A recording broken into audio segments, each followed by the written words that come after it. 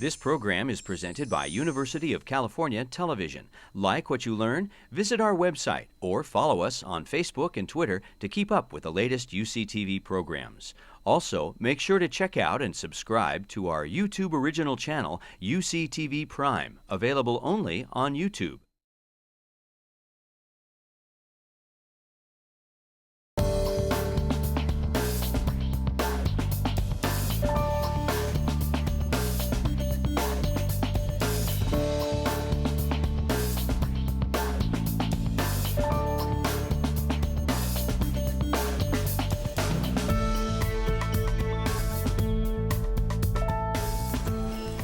Talk a little bit about one aspect of ADHD that has seemed to us to be an entryway into the confusion that is this common disorder. And we'll focus mostly on the use of what's commonly called resting state, but that's probably a misnomer, but a mode of measuring brain function without a task that seems to be giving us some exciting clues. And one of those has to do with what's called the default network interference hypothesis. And one of the ways in which we're exploring this is to aggregate samples from investigators literally around the world. And I'd like to propose that that's something that we should look forward to doing more and more. So about 10 years ago, Rosemary Tannock and I were musing about what did we understand about ADHD? And we're thinking about the decades of neuropsychological work that had been done trying to get to a test. Everyone wants some kind of objective marker, some way of measuring that would be either like a blood test or a blood pressure test or something that doesn't rely simply on opinions. And it's been 30, 40 years of disappointing work. And in part, that has to do with the dramatically substantial inconsistency of performance of individuals with ADHD who will do beautifully on a test one day and terribly the next, or even that same day for part of the time. They'll go in and out. And so we thought about how that inconsistency perhaps was an important clue. And we suggested that not based only on our own observations, obviously, but on previous literature that had started to highlight that. And one of the things about that concept is that it's relatively easily measured if we track how long it takes someone to push a button, response time. And there's a finite amount of time. You can't respond in 0 time because it takes about a quarter of a second for the information on the computer screen to get through your eyes to the visual part of your brain, and then for that information to be processed and eventually make it through to the motor centers, etc. So there's always a minimum amount of time required, but there isn't always a maximum amount of time required. It could take longer. If you're distracted by a cell phone ringing, then you come back to what you were doing, then it'll take longer on that trial than in other trials. And so when we measure a series of response times and sort of put them up next to each other, we typically see a kind of ski hill configuration. So it's sort of steep on this end and then long and sloping on that end. And what a number of investigators had been observing is that the ski hill was longer for individuals with ADHD. So they would tend to have more of these very long, prolonged response times. And this was true from data aggregated from the MTA study, which was a large multi-site study. And we also found this in data from a postdoc at the time, Anouk Scheres, who had used a standard Eriksen flanker task in kids with ADHD, where they're told just to pay attention to this arrow in the middle and ignore the others. But sometimes the arrows are all pointing in the same direction, other times they're conflicting, and other times there's just a rectangle that doesn't give you any information. And what's nice about this test is that you can predict very well that individuals, it's easy to do, first of all, you just have to say left or right over here, but it takes between 50 to 100 milliseconds more on average to respond to these stimuli than it does to that one. So you can really tell if people are sort of tracking the task or not. And Anouk was getting the kids to do this every 3 seconds. And so this seemed like a good place to examine consistency and see whether or not that was systematically varying. And here's a couple of illustrative cases. This is what a control looks like, and we've done a little bit of smoothing here, but more or less there's going to be some up and down jitter because, again, it takes longer to respond to those conflicting trials than to the non-conflicting ones. But here's a typical child with ADHD. On average, they're about the same, about half a second. But here, this one took almost 3 times longer to do that same task. And here it's twice as long, and there it's almost twice as long. So those we take as indicators of lapses of attention, that the child knows every 3 seconds I'm going to have to respond, but occasionally they're having to bring themselves back sort of from a longer distance. Now, these data can be analyzed in a number of different ways, and one of those is by assuming that in a sense it's like a piece of music. And so we can do a frequency analysis, which is the same thing that happens when people package music into an MP3 file or CD, which is you break up the musical spectrum into frequency bands. And these are the frequency bands along the bottom axis. And then you can determine how intense or how loud the frequencies are at any given frequency. And in this case, there's really no particular frequency band that stands out in this child's record. Whereas in the ADHD child, there's a very clear peak at about a 20th of a hertz. In other words, it takes about 20 seconds for one of these cycles to go through its full up and down oscillation. But when that child was given methylphenidate, you see the darker tracings, and you see the tracing of the frequency analysis. In other words, that variability was abolished and brought to the control levels by Ritalin brand or methylphenidate. And so that struck us as interesting. And around that same time, there was a group in Germany, Christoph Klein and colleagues published several measures, go, no go, stop task, continuous performance task, and NBAC. And regardless of the task, the variability of the children's response times, measured in a couple of different ways, was always the best way of discriminating the children with ADHD from the controls. And in fact, when statistical analyses were done, called principal component analyses, about 2/3 of the variation in response times could be assigned to this single focus of variability. Jona Kunze and her colleagues at the Institute of Psychiatry have done a series of studies going back to 2001 showing that, in fact, this is the only neuropsychological trait that seems to be heritable and very robustly heritable. So again, it speaks to genes being involved in how it manifests.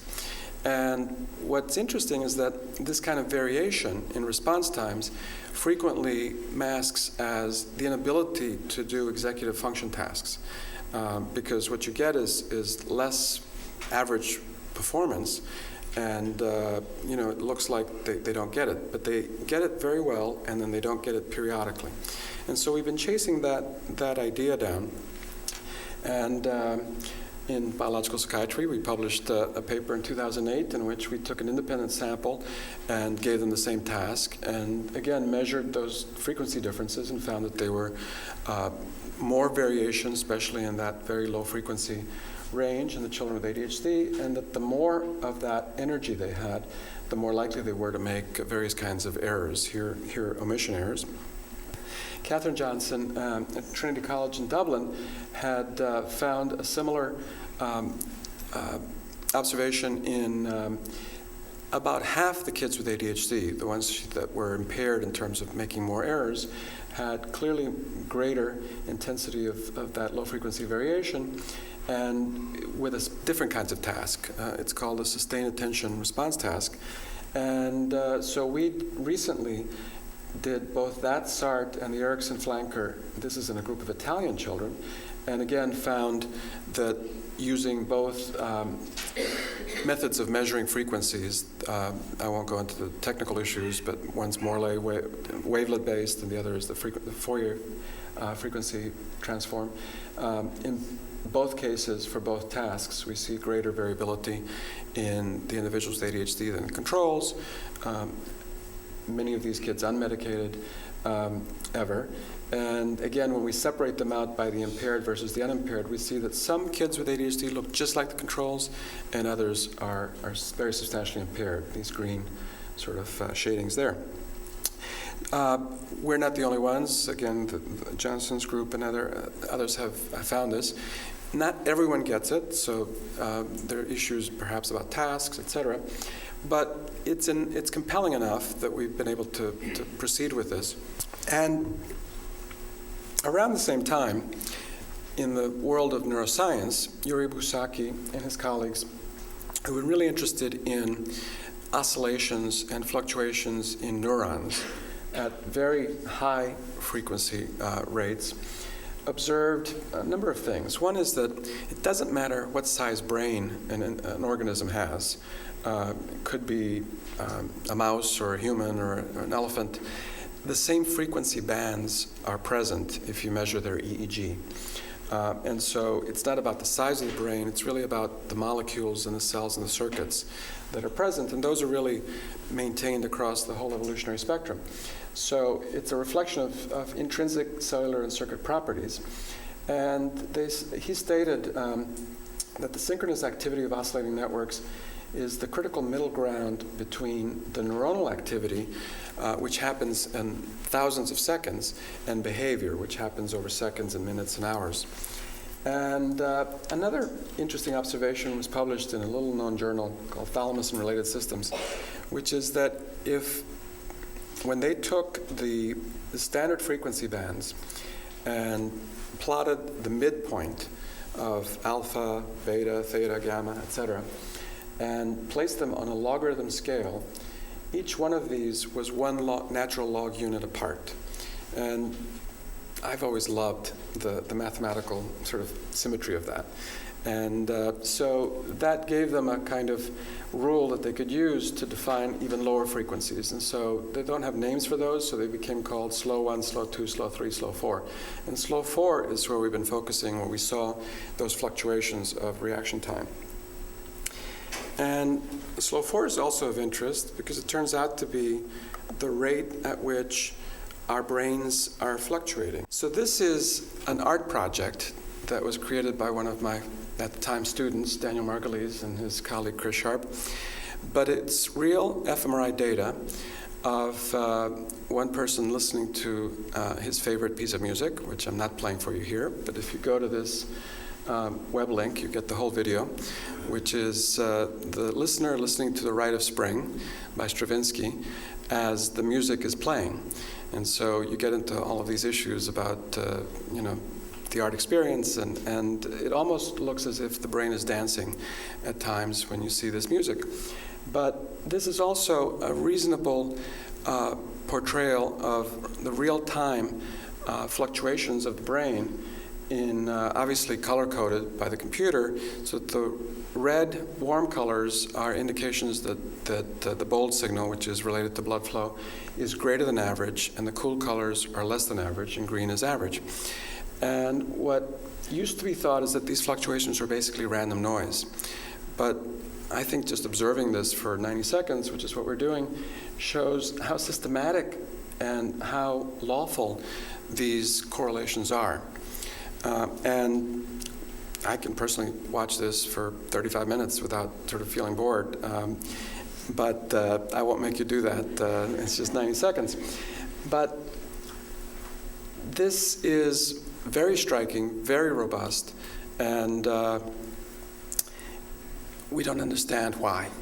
But one of the pioneers of this phenomenon is Mark Rakel, who has been focusing on it for, since 2001, and recently wrote an article on the brain's dark energy describing this, because Rakel and others assert that the majority could be as high as 80% of the brain's energy is basically expended in the maintenance of these relationships, completely independent of the thoughts that the person's having or the actions that they're manifesting, that it's this background activity that's always ongoing, unless we're brain dead, that consume a great deal of energy and therefore must have quite a bit of biological importance. But like an iceberg, which is mostly below the surface, we haven't been paying attention to that because it's been very difficult to sort out how to measure that. So that's sort of his metaphor, among others, for this phenomenon. And the field has kind of taken to this, although, as always, it took a while. So the first paper that really examined this phenomenon was in 1995 by Bharat Biswal, who was a graduate student at the time. And Bharat, to this day, is a very modest and meek individual, and has yet to be funded for doing intrinsic functional connectivity studies, but has managed to be an imager with funding in other areas. But his paper was published there, and there was very little response to it. A couple of studies that sort of built and followed on that, because he was working with Jim Hyde, who was, again, one of the pioneers of imaging. But it was in 2001 that Reichel published a couple of papers, including one in the Proceedings of the National Academy of Sciences, because he's a member of the Academy. And so one of the privileges is that you get to publish your own work a couple times a year, just because you think it's important. I didn't have the guts to ask him directly, but I suspect no one else would have published it. Then he didn't hear anything. No one would say to him, "You're crazy," because he's too senior and too respected, but nobody just said anything. And he said that he was giving up on this by a couple of years later. In 2003, he decided, I guess nobody thinks this is worth pursuing, so, it's like the tree in the forest. If nobody hears you, you don't exist. And then Mike Grishes, who was a resident in neurology at Stanford, and Vinod Menon replicated this default network phenomenon and sent Reichel the paper to edit for PNAS. And he's never looked back. He's totally immersed himself in this phenomenon ever since. And so WashU, which is where Reichel has been his entire career, has really been the driving force of this. But even then, it took a while. 2003 was when that Grishes Menon article was published. But over the last couple of years, this thing has really exploded, and now it's pretty difficult to sort of keep up with every paper that comes out. Most of them are the key didn't come through here, but red is original data in humans. These are reviews, and these are animal models, which is what's starting to sort of take off, because that's really the only way we're going to find out what's the physiologic meaning of this. And here's a recent list, as of the beginning of this year, of the conditions in which this is being applied. And it runs the full gamut, with schizophrenia being at the top and dementia being closely after. And in part, this has to do with the fact that you don't have to get patients to remember to do the task, which is particularly challenging with dementia.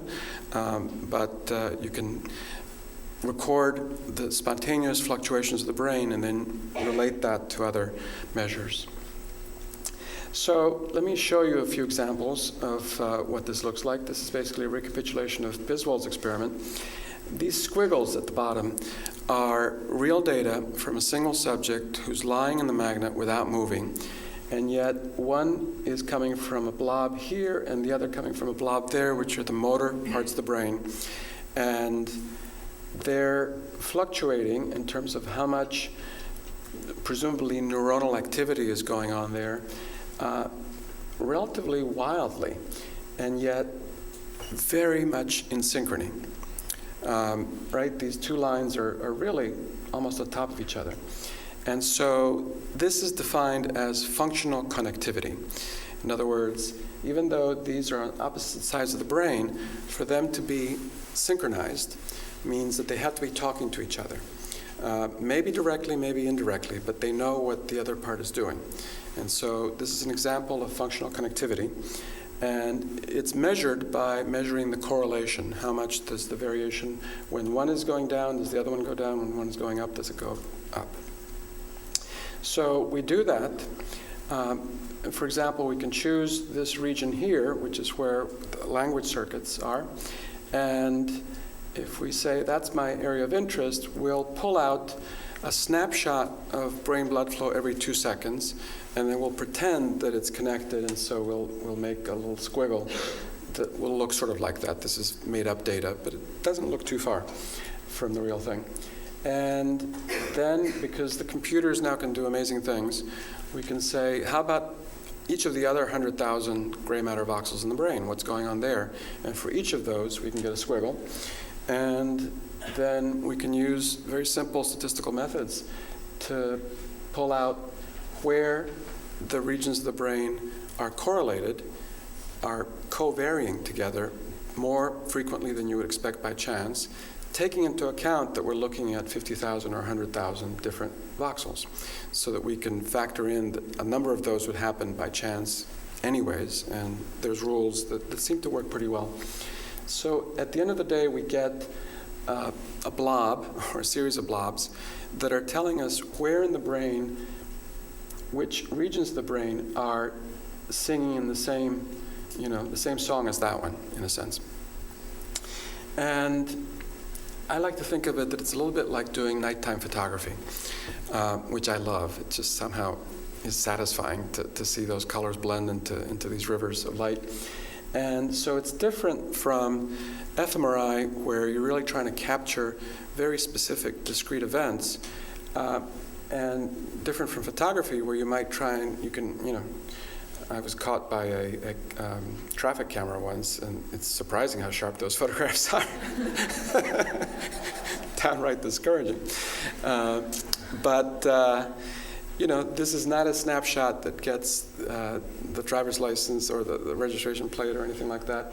Instead, what you get is the blur of the tail lights or the headlights. And so you can tell where the highway is and where the highway is not. We cannot tell which way things are going. Okay, our correlations could go either way.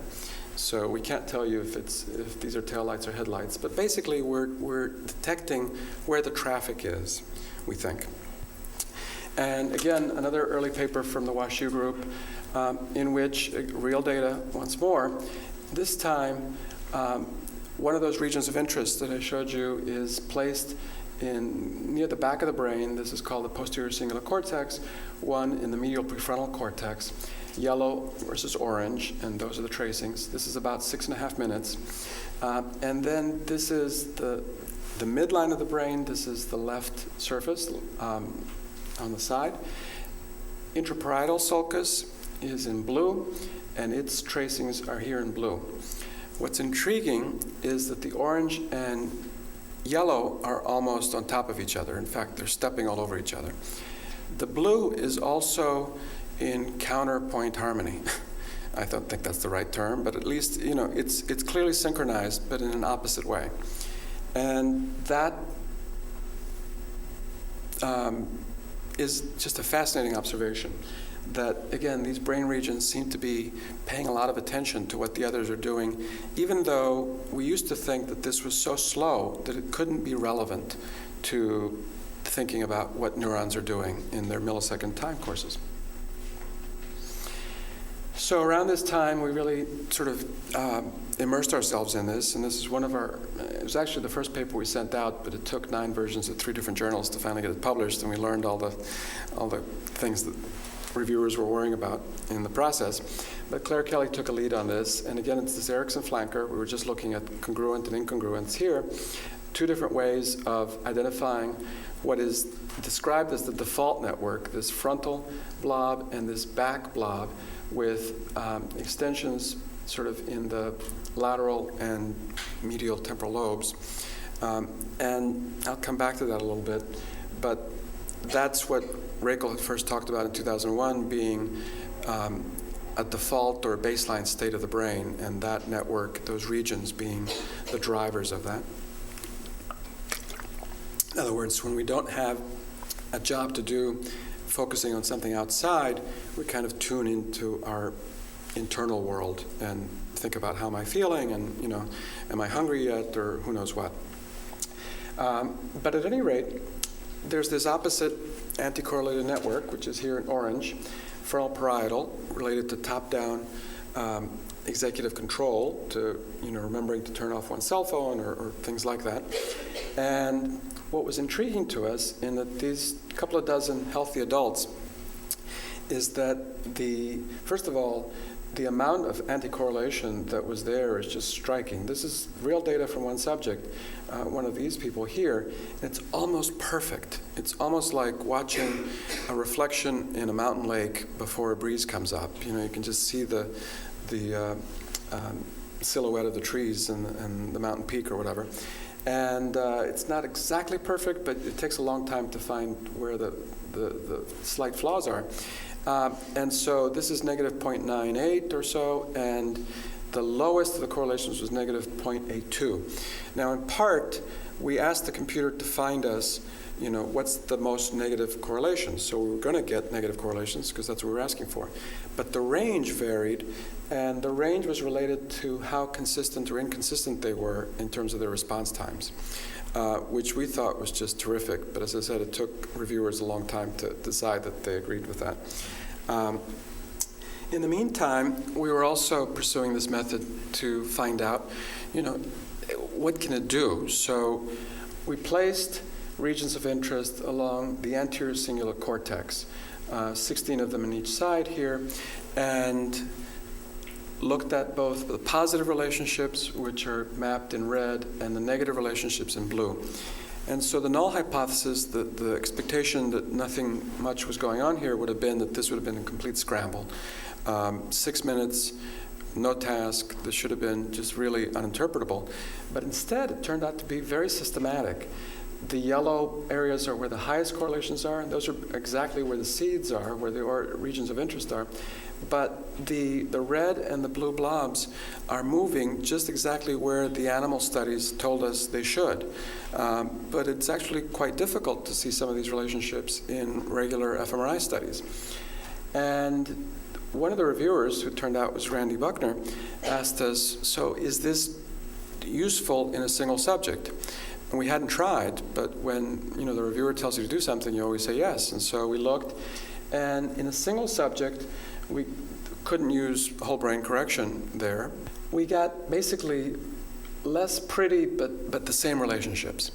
And I started jumping up and down after this, because that said that this has the potential to become a clinically relevant index. Anywhere in the brain, we can come up with a number that is true for that person, at least at the time of the scan, that may relate to who they are and how they perform on various other kinds of measures. So one of the first things we had to do was convince Don Klein, who's kind of our advisor in curmudgeon, that this was worth pursuing. And he kept saying, if this is meaningful, if this is real, then it should be stable. And your critics say it's all noise, and noise is not stable, so what's the test-retest reliability? And we kept saying, wait until we get a grant. And he said, you're not going to get a grant until you can show that this is stable. So we got people from Craigslist, we put ads in there saying we were looking for volunteers, and surprisingly, lots of people will answer. We did the best kind of phenotyping we could with no real funding. Then we had them come back, and it turned out to be between 5 and 16 months later. So it was an average of 11 months later, which is not the way you usually set up a test-retest study. Usually you wait a week or so. But this was kind of an extreme just by necessity. To our surprise and delight, it turned out that even a year later, we get reliability values, they're called intra-class correlation coefficients, that are as high as 0.9. Now, 1 is perfect, and 1 is almost too perfect. That means it doesn't change at all and it's uninteresting. But we're only showing values greater than 0.5, and so those are what are being mapped in all these various ways of measuring these measures. As I said, it showed that there's substantial stability over quite substantial periods of time. Since then, other groups have done the more standard 1 week, 2 week, gaps, and again, confirming that these are stable. And I think it's the Stanford group that's also shown that this is stable in children. So again, around that time, we decided to do a pilot study in ADHD, because that's the disorder that I've focused the most on. And we were working with Len Adler, who does medication studies with adults with ADHD. And so we got a number of his referrals before they went into his drug trials.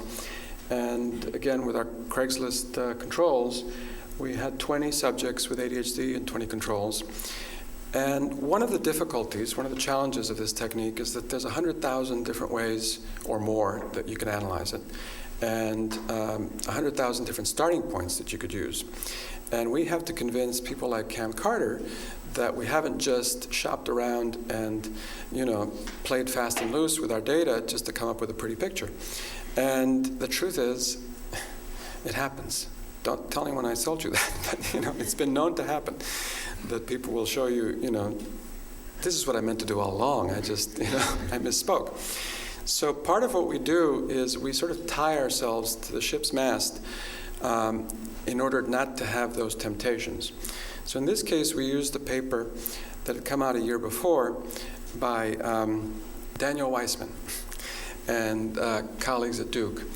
And they reported that there were 3 foci in the brain that were good predictors of whether someone was going to have a long reaction time in about 4 or 5 seconds, those delayed response times.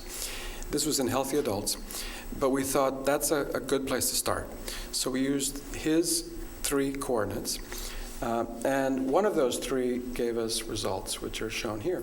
So I think I'm showing you the seed in red, which is in the dorsal anterior cingulate.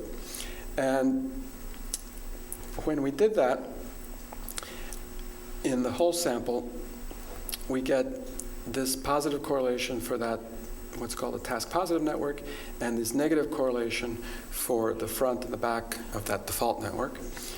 But when we compared the 2 groups, they differed where the yellow is being shown.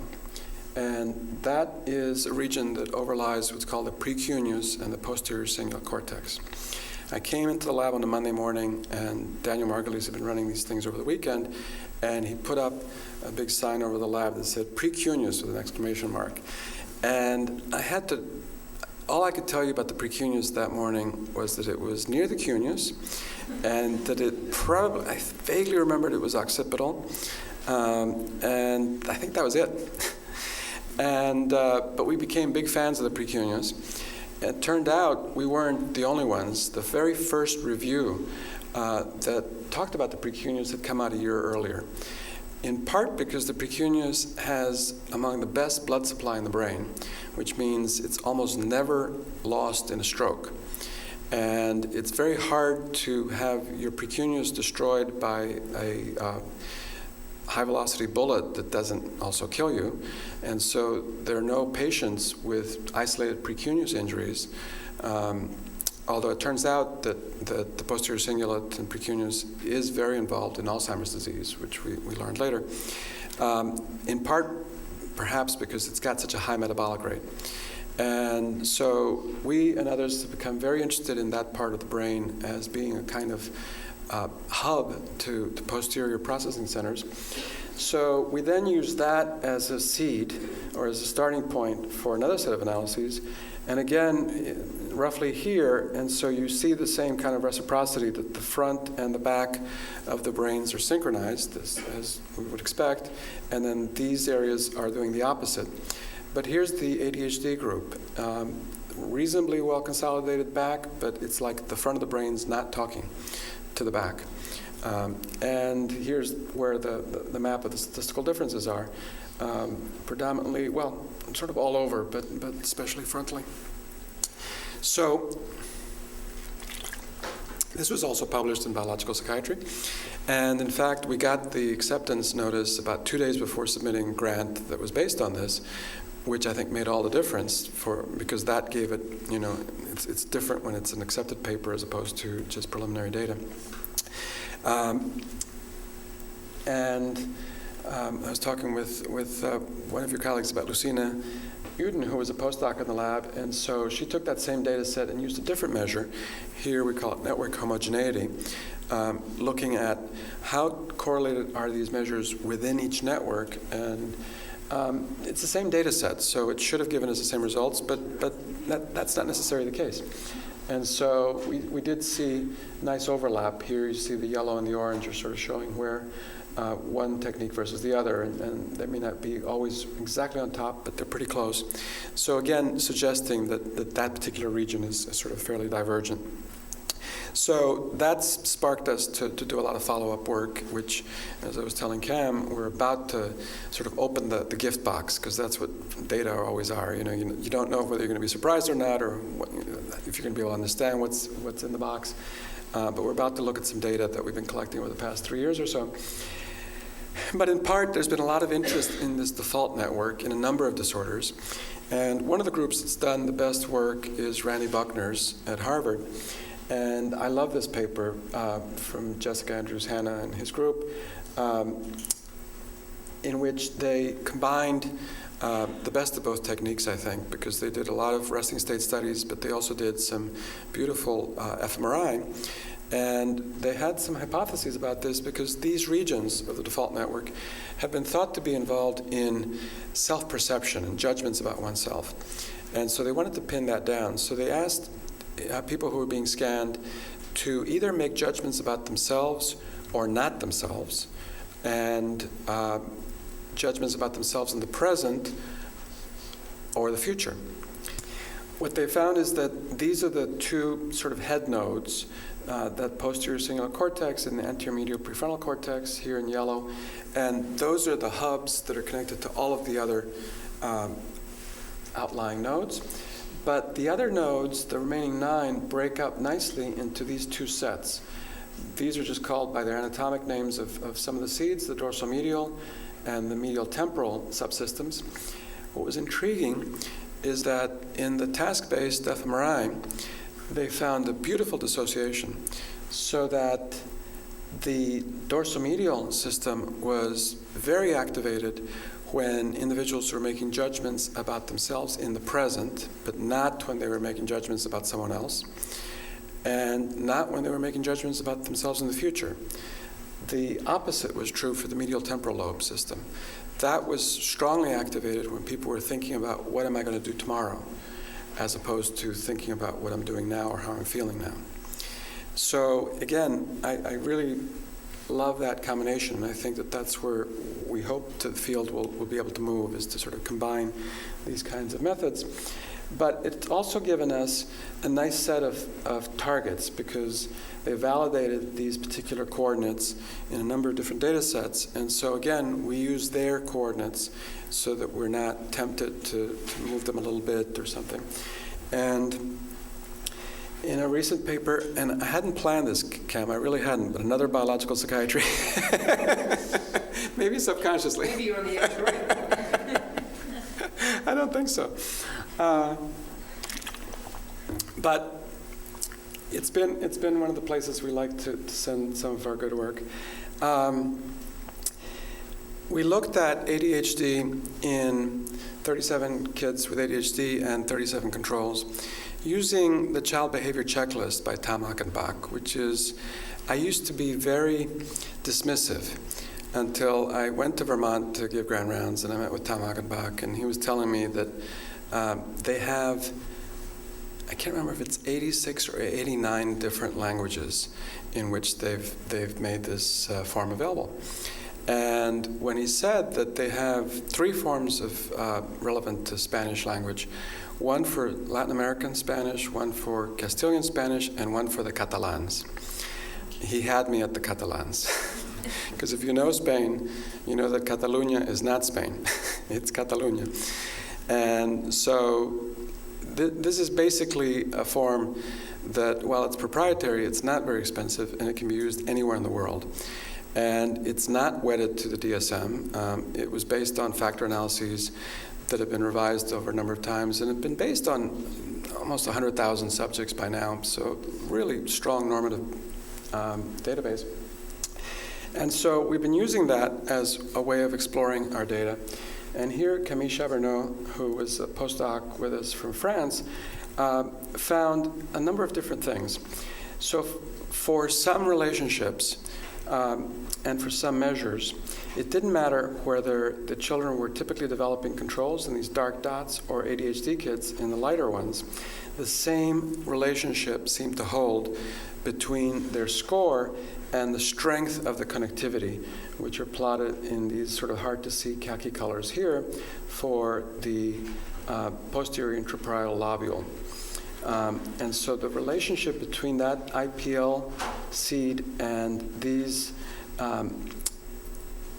medial prefrontal regions is related to, in this case, the total externalizing score, how much of a troublemaker the child is to be non-clinical. Whereas for these, between the hippocampal formation and temporal pole, or the posterior cingulate cortex and the anterior medial prefrontal cortex, the two groups have the same relationships. Again, the greater the score, the greater the connectivity for the internalizing. How badly does the child feel? How sad, depressed, anxious? So for those, we're all dimensional. It's an RDoC world, and diagnosis doesn't matter.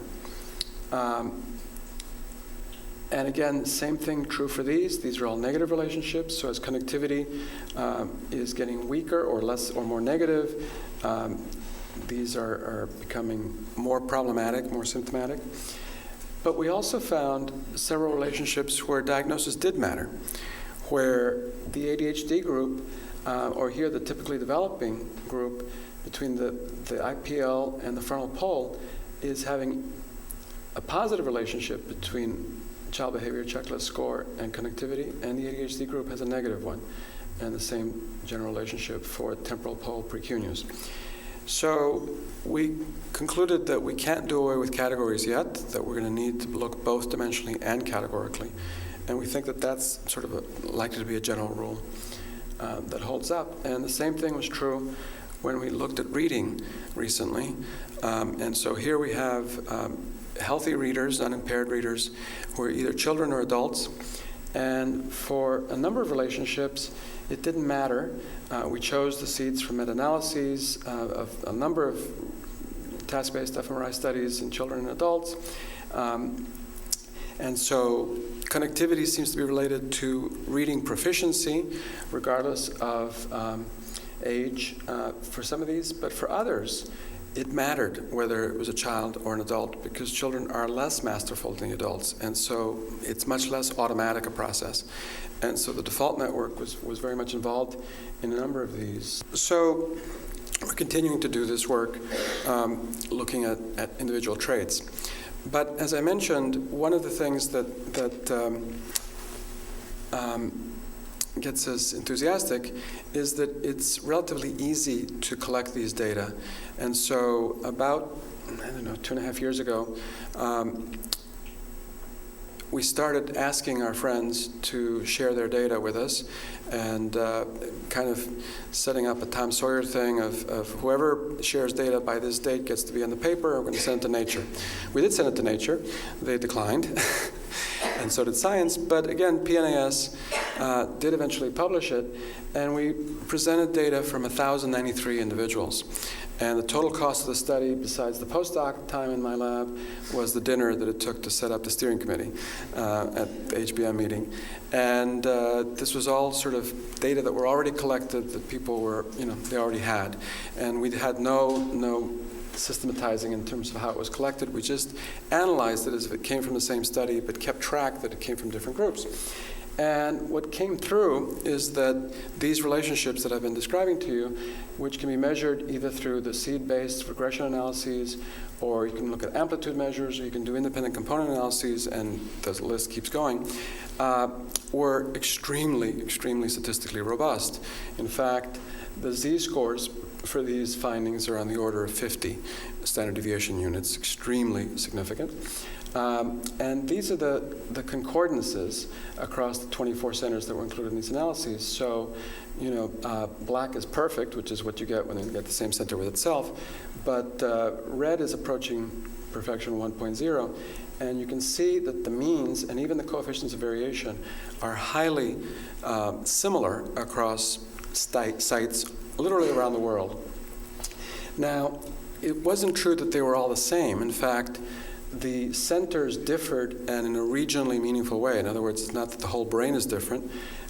These are the maps showing the statistically significant differences between centers, with z-scores going up to 8, which is really pretty reasonable. That's a substantial difference. But when you have a main effect of about 50, you can just factor this out, and we can still detect age and sex effects, which are shown here, so that you can see it's not outliers, but really rather mass sort of population effects that come through even with no prior coordination of how this data were collected. So that's the good news, and we recently wrote a paper called The Promise and Pitfalls of this process. So for example, this shows each of the centers, and the open circles are the 1.5 Tesla scanners. The rest are 3 Tesla scanners. So those weren't clear outliers. But there's a lot of variation, again, because the subjects were different ages, different ethnicities, et cetera. But it could be modeled because the within-center variance was reasonably good. And so we could just factor that into the regression model. But here's the other piece of the story. Because we had data from 1,093, we could do simulations as if, what if we randomly pulled from those from 10 to 1,000? And the means didn't vary, but the coefficients of, the confidence intervals rather, are ballooning until you get to about 200 per group. And we never get to 200 per group in standard fMRI studies. And so, at least for this technique, it shows us that we really need to be thinking in terms of good large samples to get definitive results. And so again, that's part of the motivation for encouraging people to share more data. And so we love new acronyms and logos. So this is one of our newest ones, the International Neuroimaging Data Sharing Initiative. And we require that people get ethical approval locally. We take the face off and make sure that they're anonymized, so that, because these data are made available publicly in open repositories. And but we've made these data available, and they've been downloaded thousands of times, more than 20,000 times, I think. And one of the first to do so was Nora Volkov. And she was sick for a week, and so she downloaded our data to her laptop, and she and Dardo wrote a paper that week. So they were the first out of the gate. And she was blown away. Again, this is using Dardo's measure of functional connectivity density mapping, that with no coordination at all, you can basically see the same pattern across the board in every site. And she went from being a skeptic to being a strong proponent of this. So more recently, we started at the Nathan Klein, where I also work, to collect data which grew from an initial small pilot to eventually 250 people who were assessed. We had imaging data from 207, which we gave away every week as we were collecting it. And that prompted the NIH to fund Mike Millam to do this more and better. And so he's in the process of doing that. So this is showing what's available now from the already collected 207 subjects, but there's an even larger, more extensive 2-day phenotyping that's being done with the next set, which will be representative basically of the US population, and go from age 5 or so to 80. More recently, we created this ADHD 200. It was supposed to be 100 ADHD kids and 100 controls. We sort of overshot. We put 285 ADHD data sets and almost 500 controls up on the website in March last year. And of course, Nora was the first to publish from that data set. And again, showing interesting differences in local connectivity relating to orbital frontal and reward ventral striatal regions, and frontal parietal decreased connectivity in long-distance relationships. So we really are encouraging investigators to, at the very least, contribute their data once they've published 1, 2, or 3 papers, because that's about as many as we do. And we all have essentially suitcases worth of digital data that just get old and die. We never get back to our data that we think we're going to, and it's much better to make it available to the community. There is the hidden shame of what if someone finds a mistake, but we think that those are inevitable, and the sooner the better, and that we need to sort of get used to that idea. So we also think that people should be providing their scripts so that we don't have to guess and try and figure out why the results are different from ours, and that if we have the same data to work with, the same scripts, we all should be getting the same result or something's wrong, and then we can work out those things and really make this work as a community. Because the goal is to use this to basically get to high technology, which is what this is. These are the growth charts. Every person who has a child has seen their child plotted on a growth chart. And it doesn't look like much, but just by measuring the height, weight, head circumference, and plotting it on one of these graphs, the nurse or the pediatrician is doing millions of dollars worth of workup, or avoiding millions of dollars worth of workup, because you can rule out 2,000 different causes of poor growth by simply knowing that the growth is proceeding as expected. And if it's not, then you have to work out and find out why. So this is what Lewis Thomas would have called high technology, and we have the wherewithal to get to that with the brain. The first example of that was published again by WashU a year and a half ago. It's called Functional Connectivity Multivariate Pattern Analysis, which uses machine learning and computer methods to create hyperspace differentiations, etc. But basically, you can take these connectivities and boil them down to an index that relates to the maturation of the brain. And that's what they did here as a proof of concept. We've done similar work with much smaller samples, with about a dozen or so children, adolescents, and adults, and again showed what people find, which is that children have greater density of correlations nearby, but they don't have the long distance relationships, and those start to emerge in adolescence and become more prominent in adulthood. So the brain is becoming more integrated as we mature, and so it's a bunch of local neighborhoods in a child. And if you've ever talked to a child who's an expert on Harry Potter, they'll know more about Harry Potter than you'll ever know, but they're not going to talk about the allegorical meaning.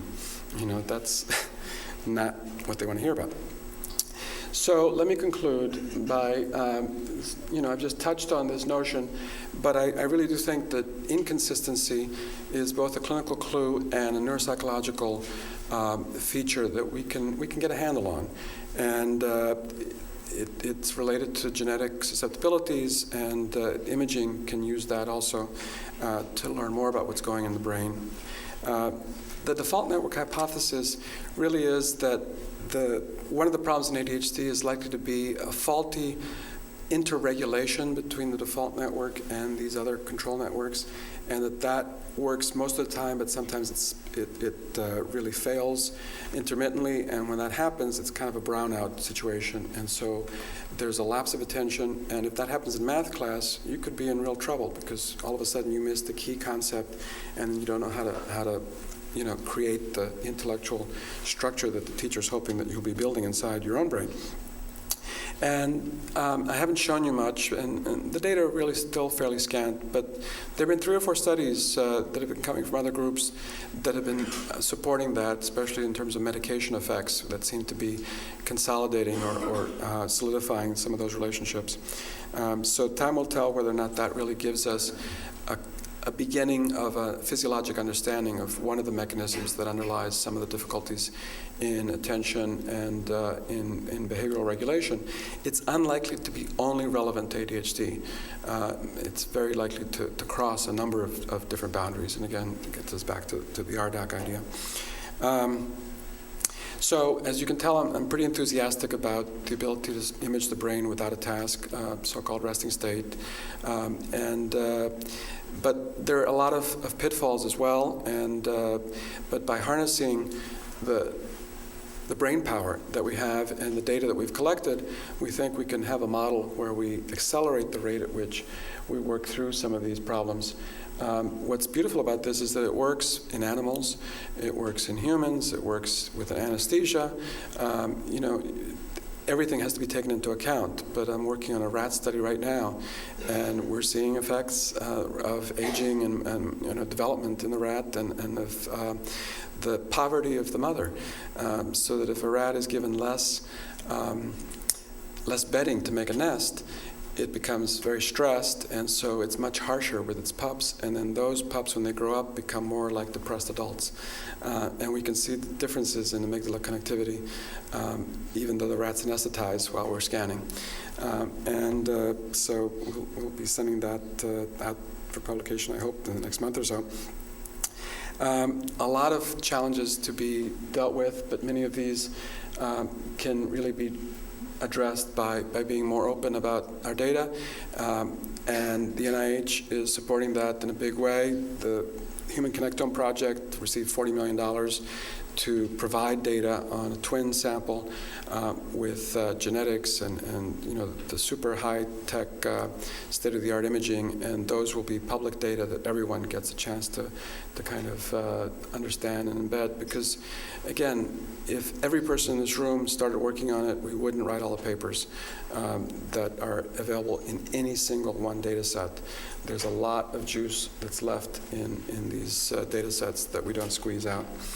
So with that, let me finish and say that Mike Millam has been really the CEO of the lab for the last 5 years. He's now doing that, as well as set up his own independent lab at the Child Mind Institute, which is across town, and we also work together at the Nathan Klein. Claire Kelly is now sort of the one who's leading the imaging in our group, and Adriana DiMartino is also leading all the clinical efforts and the imaging in autism and ADHD, along with even longer list of individuals who have passed through. So thank you very much for your invitation, your attention, and I'll be happy to take questions.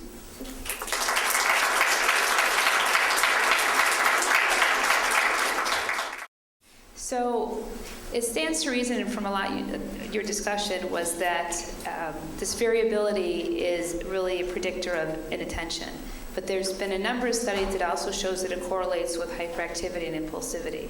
So I was wondering if you could speculate upon the relationship between inter-individual variability and those other features of ADHD.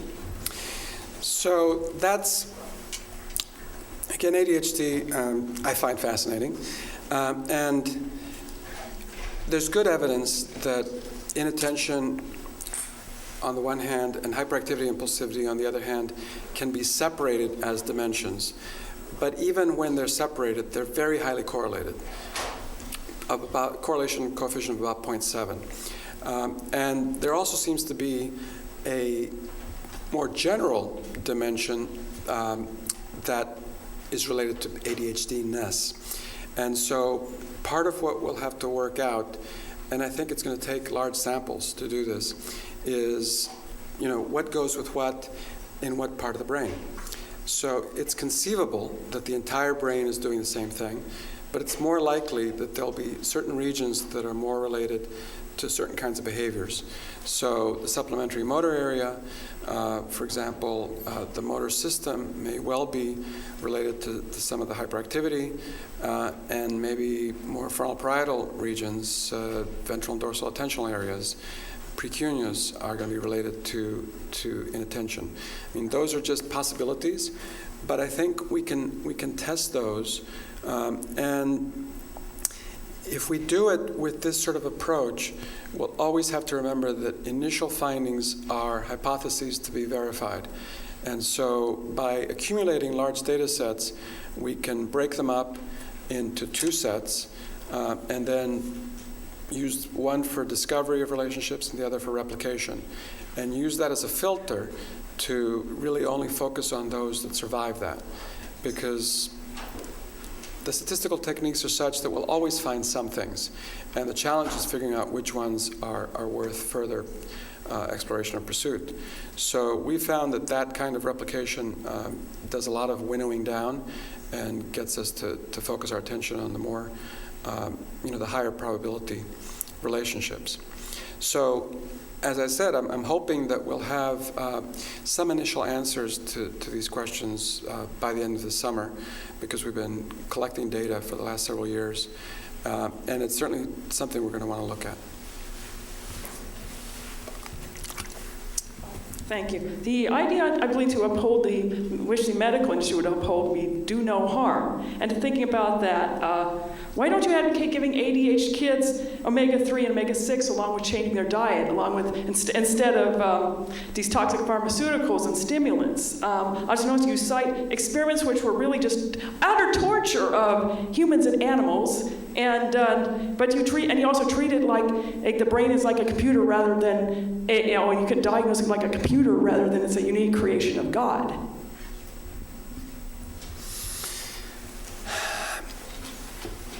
Well, the brain is not like a computer.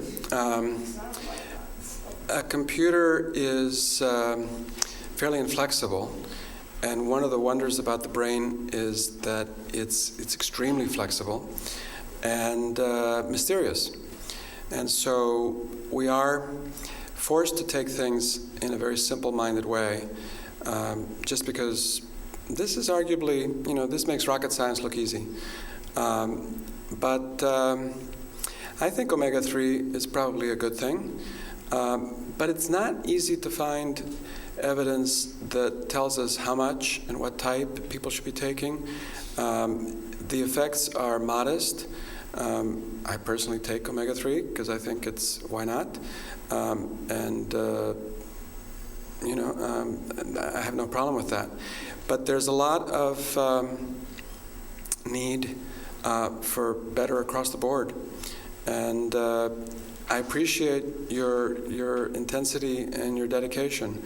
But I suspect that the approaches that I take would be objectionable to, on fundamental levels, and we'll probably just have to agree to disagree about those. I was wondering whether there have been any studies comparing between disorders in terms of, because I know there's been some people in your group you mentioned also are looking at autism. Mm-hmm. So I was wondering if there's been actually comparisons and if people who have overlapping symptoms of the ADHD as well as some of the symptoms of autism. So, as Julie said, we've been working on a study where we recruit children who have ADHD, obviously, or we've expanded that sample because we've already been doing that. And then we've recruited children with autism, about 60% of whom would otherwise meet criteria for ADHD, and about 40% who don't. And obviously typically developing children for comparison. So those analyses are also going on as I speak, probably, literally today, this week, next week. But Adriana DiMartino has been taking a lead on that. And the initial look when she was preparing an abstract a few weeks ago were that, at least with ADHD, putamen centrality or centrality measures in the putamen were deviant in children with ADHD or children with ASD and ADHD symptoms. It didn't matter whether or not they had ASD, and different from the typically developing children, obviously. So that was an intriguing finding. There were some other findings relating to amygdala centrality that were a bit more on the edge, and so she's expanded the sample, and we'll see whether or not they reemerge because they were coming and going, that seemed to be related to ASD and not ADHD. It'd be nice to have a dissociation in both of those. But clinically, we're finding that in terms of the usual rating scales and measures, the ADHD in the ASD children, it looks very much like the ADHD in the ADHD children. And we thought, it might be more atypical. Part of this may relate to our need for most of our studies to study children who are high functioning. So we have an IQ minimum of 80, because otherwise it becomes difficult for them to understand what's going on and for them to stay sufficiently still on the magnet to give us measurable data. And that may be affecting the kind of ADHD that we see. But it looks more like garden variety ADHD, very commonly, obviously, in those kids. And as an aside, the DSM work group on ADHD is taken a position, which we've been explicit about, that we're going to remove the exclusion of autism spectrum disorders, so that if one meets criteria for ADHD, they will get that diagnosis as well. And that's been at the very express request of the autism community, because it's been a real frustration for many of them. But it was interesting, and not exactly what I expected. I thought we'd see some deviations, but we've just started to look. So we'll look for connections in which they diverge as well.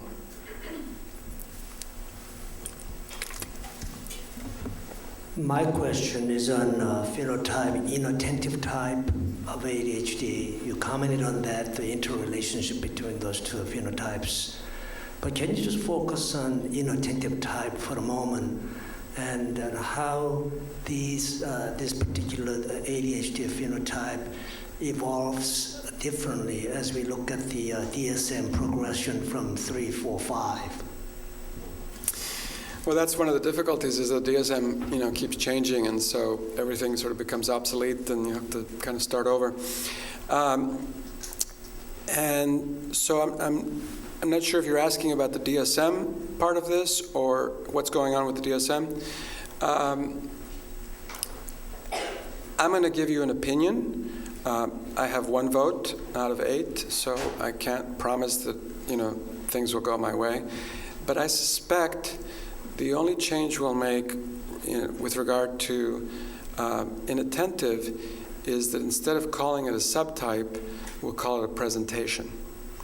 It's a small semantic difference, but there's enough data that the so-called subtypes are,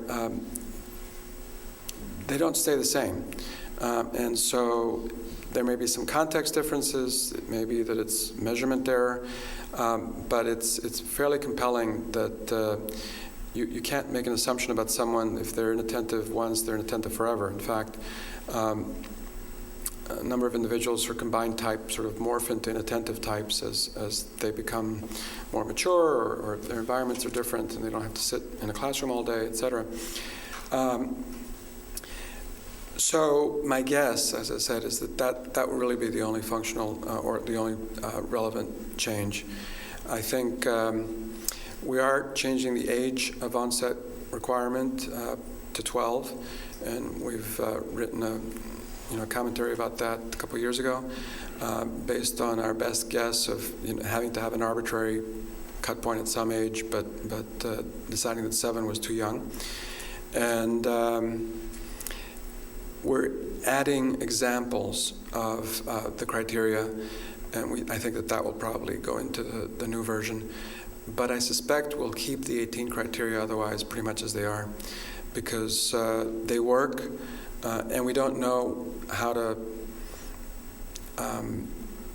change the cut points or the requirements if we add more criteria, and if we don't know what's going to happen if we change some of the criteria for the newer ones. There's just too much uncertainty, so we're going to need to wait for future iterations. And one of the things that's been pointed out repeatedly is that this DSM will abandon the Roman numeral tradition. It's going to be an Arabic 5. And I keep saying that we should just go ahead and call it 5.0, but they won't do that because that sounds too downbeat. But there is a promise, or at least the exhortation or the hope, that we'll have decimal iterations, so that we won't be waiting 15, 20 years for DSM-6, but rather we'll have DSM 5.1 and 5.2 and 5.3 and so on and so forth as we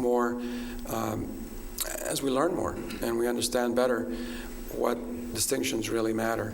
And I think that there's a real likelihood that that's going to emerge more and more.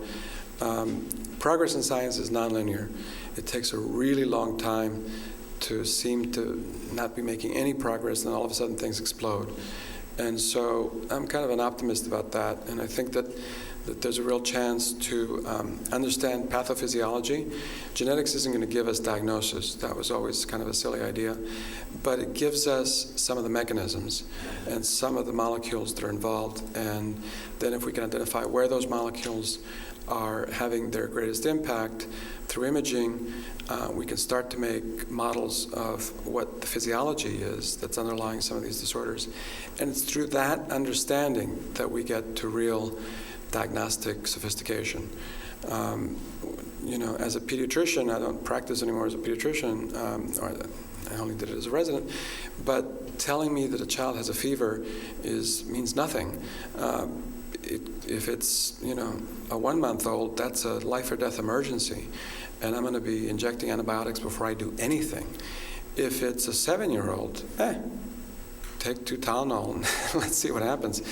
If it's a child with a viral syndrome, if it's a child with rheumatoid arthritis or leukemia, et cetera, all of those matter because fever is just a number that tells us that something isn't going on right, but there's a number of different causal situations that could be going on, and a pediatrician has to make hypotheses about those and has a whole way of working through what could be going on. And so I hope that we will eventually get to that place where we can start to use these high-tech tools to understand, not every child should get a scan, but there's a lot of kids about whom we really are uncertain. What's primary, what's a compensation, is this truly autism with decreased intellectual ability, or is it basically intellectual deficiency with difficulties in a number of areas, for example? That's a big question from what I understand. And I think that we should be able to get brain signatures that will help us to understand that, as many of you are working on some of the treatable molecules that can be affected by sometimes antibiotics or statins have effects on brain function, for crying out loud. In certain ways, we start to have the potential to really have impact, and as was just said, we have to think about do no harm. If we're going to change the brain, we could make it worse, and so we have to be judicious.